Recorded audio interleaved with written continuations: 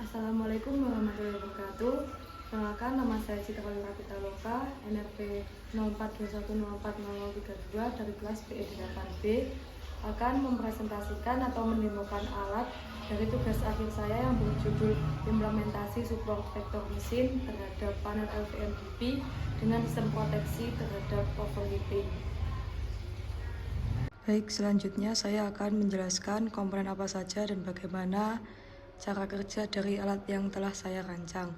Yang pertama, di sini terdapat busbar utama supply dari panel ini, yakni busbar AC 220 volt yang mengarah ke input power supply 24 volt, yang nantinya output dari power supply 24 volt ini akan terbagi menjadi ke dua controller yang ada di sini, yakni ESP32 dan juga PLC FX3U. Sebelum masuk ke dalam ESP32, supply 24 volt dari power supply akan memasuki buck converter untuk diturunkan tegangannya agar sesuai dengan tegangan kerja dari ESP32, yakni sebesar 5 volt. Lalu adapun ESP32 di sini yang berfungsi untuk membaca input berupa beberapa sensor yang terpasang di dalam panel ini, seperti yang pertama sensor PZEM004T dengan range 100 ampere yang memiliki fungsi utama untuk memberikan pembacaan nilai parameter tegangan dan arus. Dan yang kedua, terdapat sensor MG2 yang memberikan informasi pembacaan nilai ppm asap. Dan yang ketiga merupakan sensor NTC yang berfungsi sebagai pembaca suhu busbar utama pada panel ini. Yang keempat, yakni sensor suhu dan kelembapan BME280 yang berfungsi untuk memberikan informasi tentang pembacaan suhu dan kelembapan di dalam panel untuk mencegah terjadinya kebakaran akibat overheating. Dan yang kelima ataupun yang terakhir, yakni sensor MLX90614 yang digunakan untuk membaca suhu busbar panel LVMDP pada objek aslinya yang saya tampilkan. Lalu cara kerja dari perancangan sistem yang telah saya buat, yakni seluruh input berupa sensor akan dibaca oleh ESP32, lalu ESP32 mengirimkan data pembacaan tersebut kepada web server untuk diolah untuk pengambilan keputusan dan dikirimkan kembali melalui RS485 kepada PLC FX3U untuk memerintahkan aktuator berupa fan, heater cartridge, 2 fan, hisap dan tiup, heater cartridge dan juga sun trip bekerja dengan kondisi tertentu melalui relay yang telah di-wiring sedemikian rupa.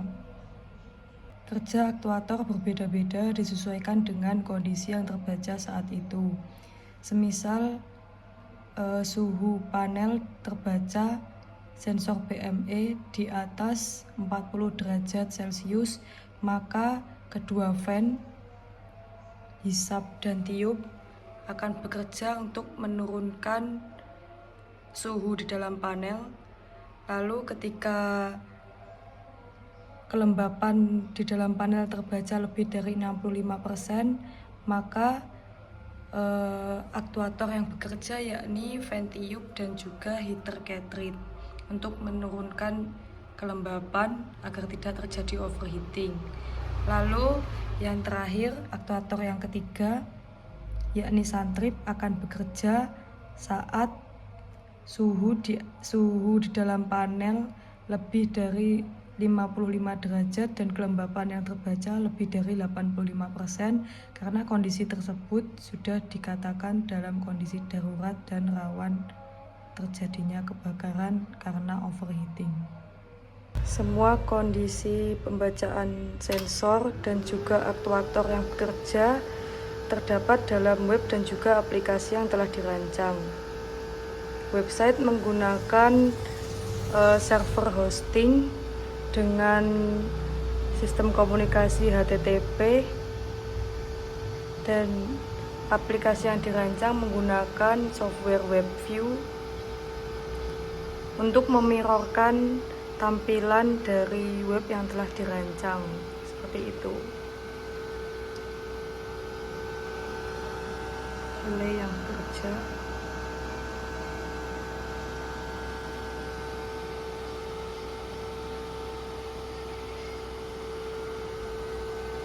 Keterangan dari terkait trip on, pembacaan, tegangan, arus, power factor, power dan energi dari sensor pezim. Arus belum terbaca karena belum saya sambung ke beban.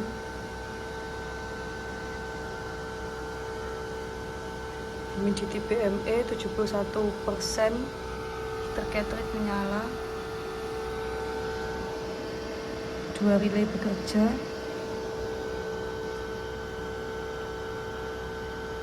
Temperatur BME, temperatur NTC, temperatur 3 mLX, dan ppm asap dari sensor MH2.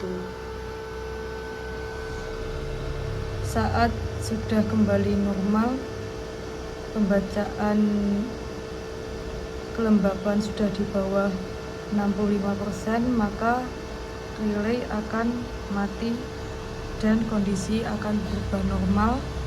Relay 1 dengan alamat PLC Y00 dan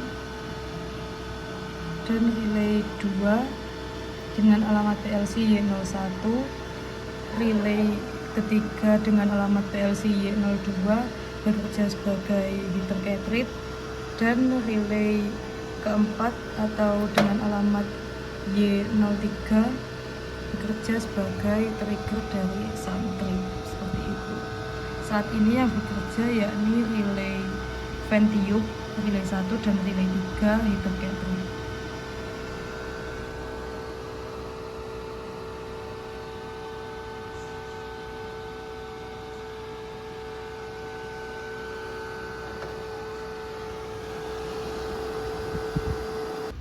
Terima kasih. Sekian yang dapat saya sampaikan terkait demo alat yang telah saya rancang. Untuk kekurangan dari alat yang saya rancang ini yakni penggunaan metode support vektor mesin dalam pengambilan keputusan, yang nantinya pada bab kesimpulan akan saya bandingkan pengambilan keputusan dengan menggunakan metode support vektor mesin ataupun tidak menggunakan, lebih baik atau lebih efisien yang mana.